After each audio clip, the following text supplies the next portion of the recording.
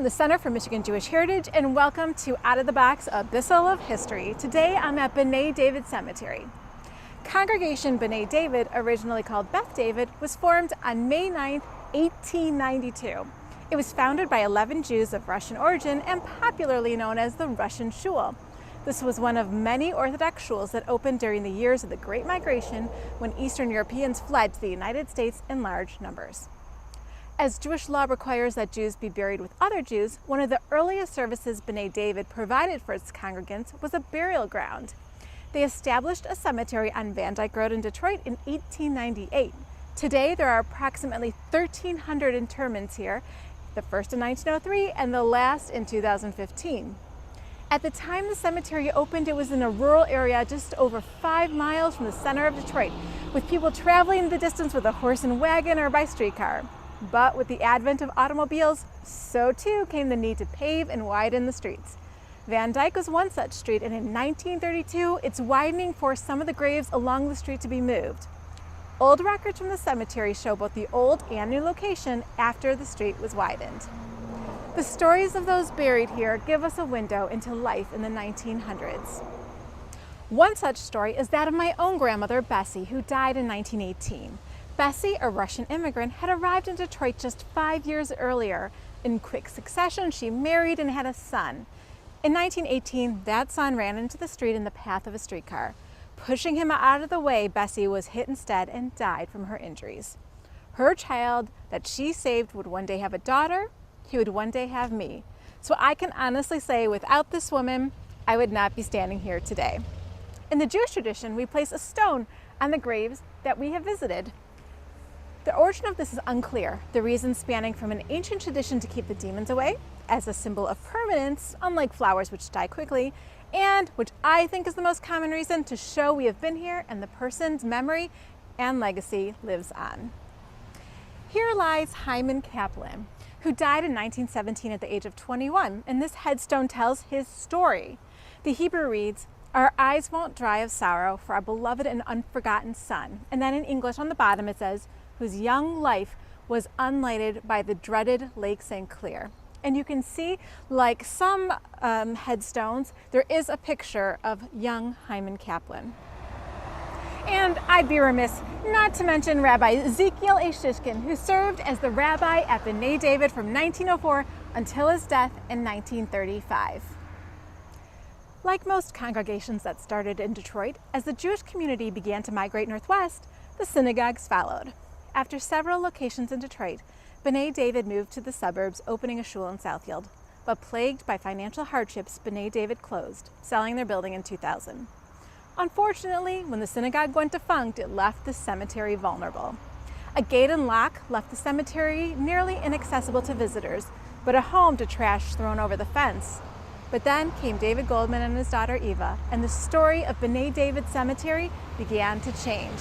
But that's a story I'll let David tell you. I'm here with David Goldman, who has re-energized and beautified this cemetery. Well, that's putting it nicely. Thank you. Thank you for all the work you've done. So, David, can you tell me a little bit about how you got involved with B'nai David Cemetery?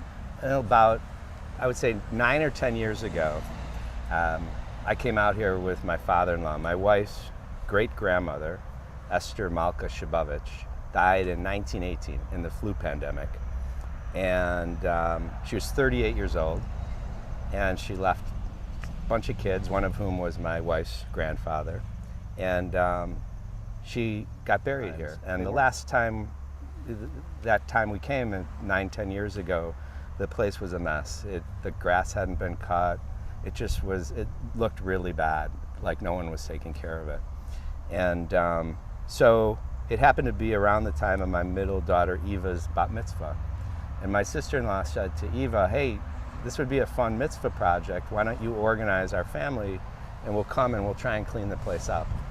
So she did. Eva did that, and we came, about 25 of us, and we brought lawnmowers and weed whippers, and we did our best, but we made like a little dent. You know, it was a much bigger project than that.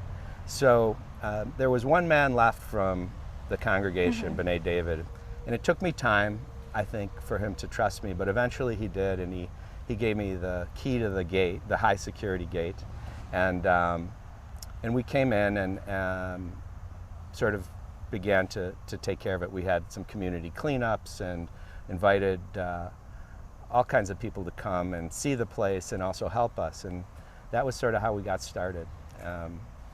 Well, so you did an amazing job, and I think oftentimes people come, they get excited, and then it just kind of dies out from there. But you have kept this going for a decade. So Yeah.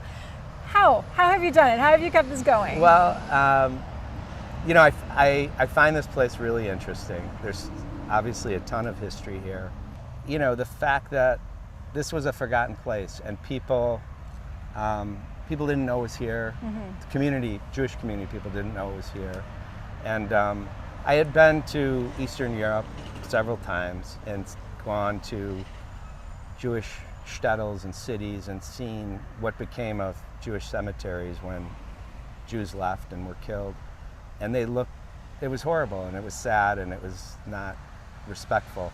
And I thought, gosh, this place could turn into that in Detroit, where we have a very well-heeled Jewish community. How could that happen? So that sort of drove me to be interested in it as well, and I had the time, so that helped as well.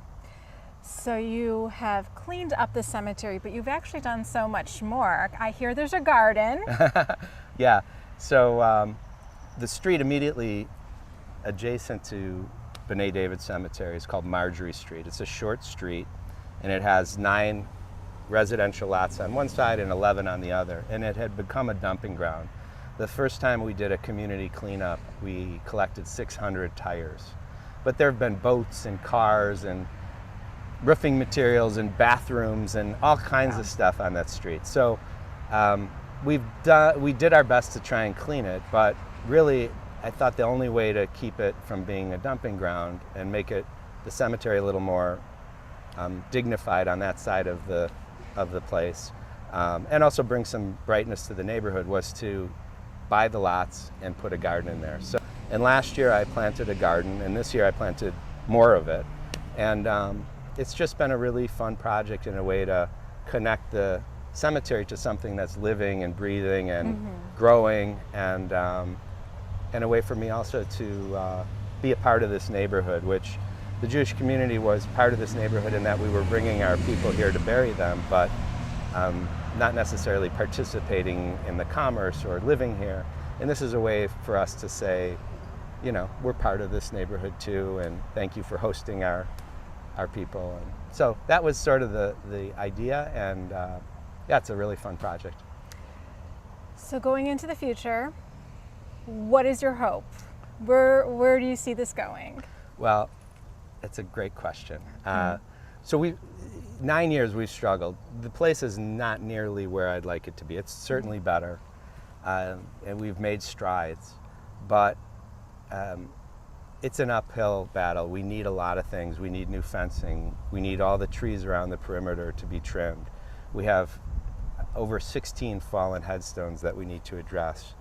We are in the process of identifying all the illegible headstones and spots where people are buried with no headstone, and we're going to make plaques with those people's names just to identify who's there.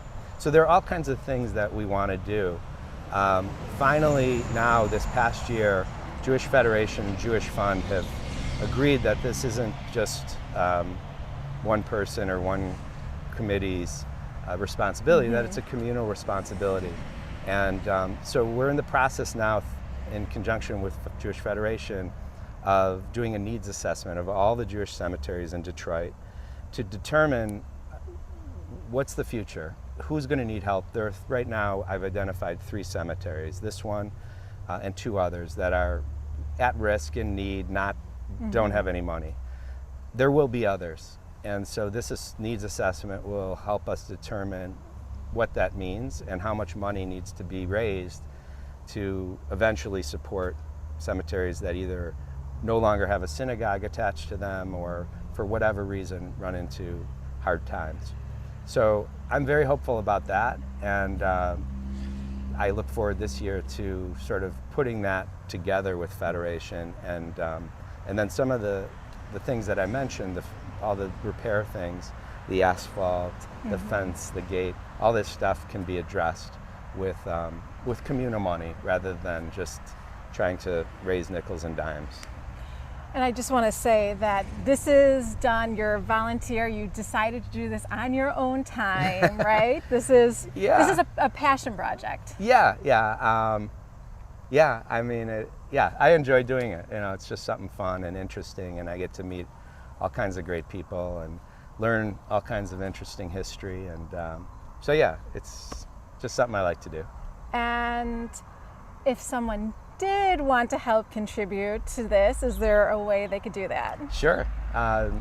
Anyone's welcome to call me or email me. And I'm happy to invite anyone who's interested in helping or interested in coming to see it to come. People call me all the time, and I meet them here and give tours. And but the help is also great too. Well, as someone who has family buried here, I just have to thank you for what you're doing, and thank you for your time here today. Robbie, thank you so much. You've been helpful from day one, and it's a pleasure, and I'm so glad that you're here today. And I just have to point out too that the Leonard and Simon's Jewish Community Archives holds the records of B'nai David Synagogue, which, David, you were instrumental in helping us save those records. Good. So we are very happy to be here and be shedding a light on this beautiful cemetery. To that point, to records, yes. We have a wonderful volunteer who's been involved for a year. Her name is Ann Zaron, and with her help, we've organized the records of the burials, which we didn't really have. We had some rough idea, but she has assembled that along with death certificates and full names, and we now have a really robust recording of who is here, and that's thanks to another volunteer, which is fantastic. Yes, absolutely. Thank you so much.